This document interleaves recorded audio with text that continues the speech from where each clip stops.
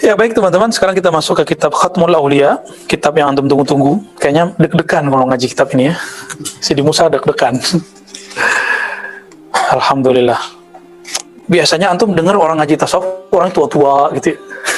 Aki-aki gitu ya. Ya pantas begitu. Emang idealnya yang ngajar tasawuf, yang bertasawuf orang tua-tua. Tapi kan Allah menyebutkan lewat lisan Nabi. Ada sab'atun yazillumullah yauma la zilla illa zilluh. Masih ingat nggak hadis? Jadi ilmu kita yang tinggi-tinggi ini basicnya semuanya yang di hadis-hadis yang biasa kita dengar. 7 golongan yang Allah beri zil. Apa zil? Naungan. Zil secara harfiah nggak usah terjemahin maknawi. Naungan. Tuh antum dapat naungan ya. Berarti ada asma di situ. Ada sifat di situ. Ketika tidak ada lagi yang menaungi, di mana itu? Di akhirat. Tapi kalau versi saya bukan di akhirat, hanya mulai dari kubur. Mulai dari kubur itu. Nomor 3-nya apa? Di beberapa hadis beda nomornya. Syabun nasya'afi ibadatillah.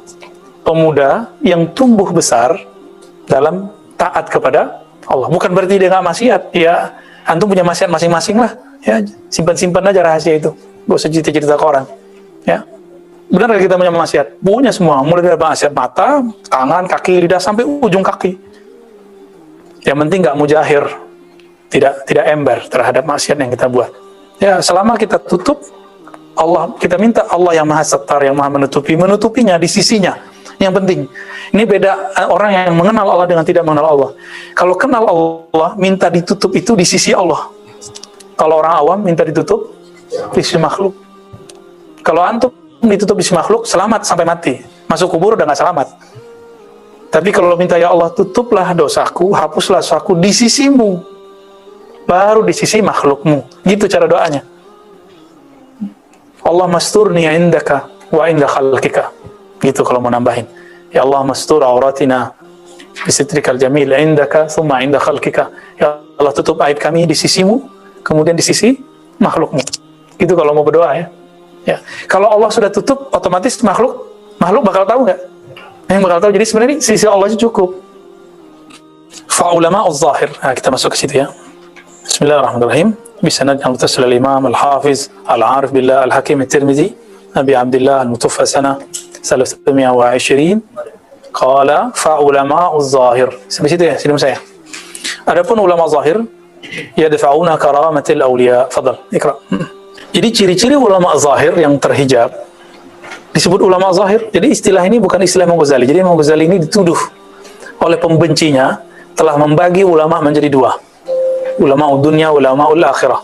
Ulama su' dan ulama akhirah. Ini siapa yang bagi? Dituduh siapa? Ya, padahal enggak. Imam Ghazali hanya mengikuti langkah Imam Al-Hakim Tirmizi ahli hadis. Beliau kan ahli hadis. Cuma yang kita bacakan sekarang bukan ilmu hadisnya, tapi ilmu hadas. Ya. Bukan hadas yang antum bersuci itu. Ya, ilmu tahdis qalbi ruhi ya. Ciri-ciri mereka apa? Kalau kita dengar nih, jadi saya pernah testing beberapa orang, kita cerita tentang karomah, itu langsung kayak nggak terima. Langsung kayak mau ngalihin. Ciri-ciri ulama zahir. Yuhawil ala ayadfa ya. Dia berusaha untuk nolak. Nggak masuk ke akalnya. Yuqaddiruna dzalika min tilqa'i anfusihim. Ini udah dibaca semua tuh cara berpikir ulama zahir ini oleh Imam Al-Hakim At-Tirmizi. Mereka yuqaddirun, apa arti yuqaddirun? Menilai, berpersepsi berdasarkan asumsi diri mereka sendiri. Masa sih? Jadi dia mengukur dirinya nggak mungkin bisa melipat bumi sekejap. Bismillah pindah tempat. Mereka nggak percaya karena nggak pernah nyoba. Maka orang begini susah percaya Isra dan Mi'raj. Nah, kan Mu'tazilah. Maka orang Mu'tazilah itu nggak ada yang karomah.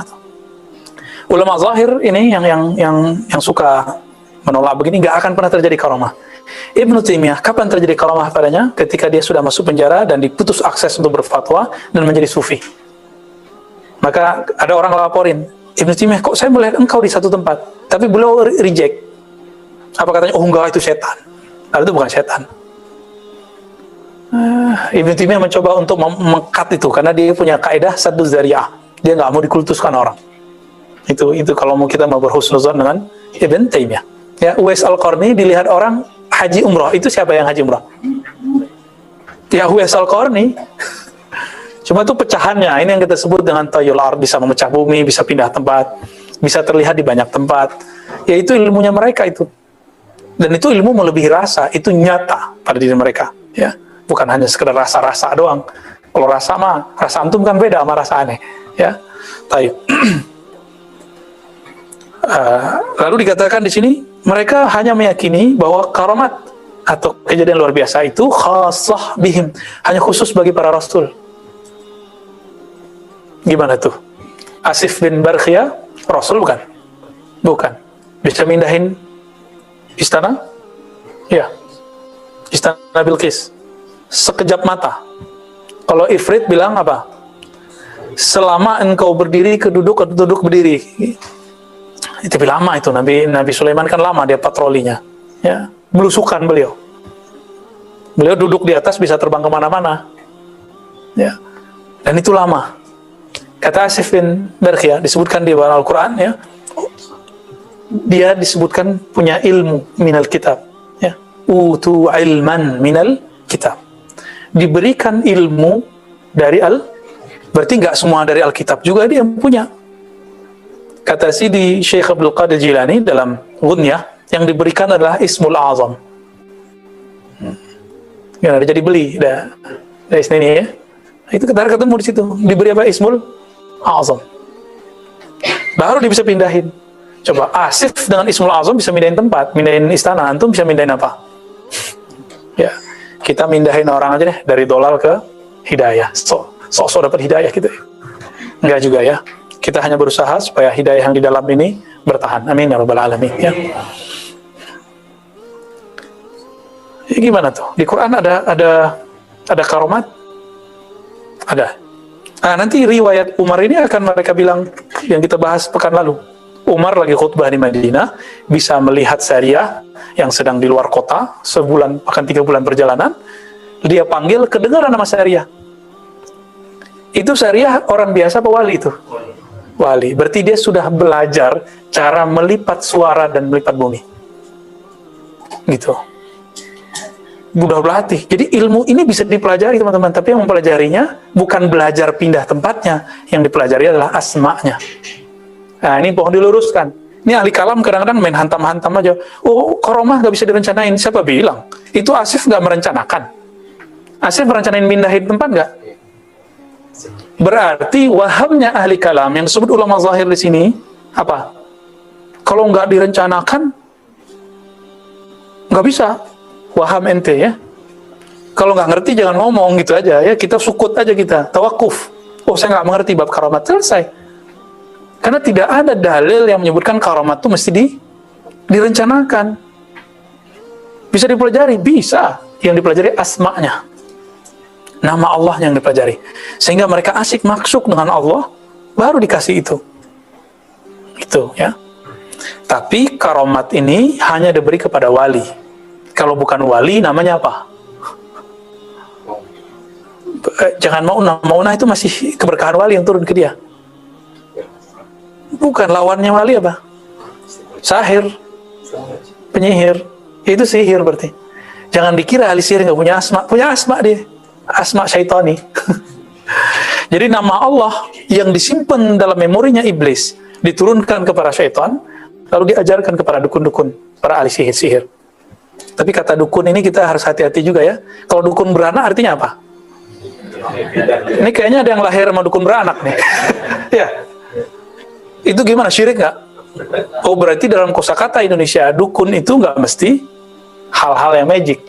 Mantri itu dukun juga kan? Ustadz nyembur-nyembur air dukun juga. Tapi kalau sudah identik dengan apa? Udah masuk ke bab pengasihan, pelet, santet, ya nauzubillah dari semua itu, kita jauh-jauh lah dari itu. Berarti si ustadz sudah menjadi uskun, ustadz plus dukun sihir. Kita tambahkan dukun, nah, uskun sir ya. Uskun ahli sihir, nauzubillah min dzalik. Ya kita nggak perlu belajar ilmu-ilmu begitu, kita cuma belajar zikir aja, belajar zikir, kita minta perlindungan kepada Allah. Kalau ada yang ngirim-ngirim, udah semoga Allah langsung yang ambil. Nggak usah repot-repot nanti, amin ya.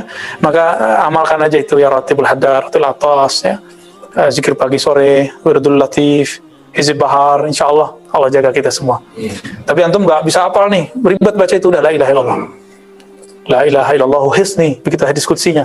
La ilaha illallah itu bentengku. Orang kalau udah benteng Allah, bisa ditembus yang lain nggak? Ya, udah itu ya. Nah, kita nggak minta sakti, kita nggak minta apa, kita hanya minta dekat kepada Allah yang Maha Sakti. Ya, amin ya robbal alamin.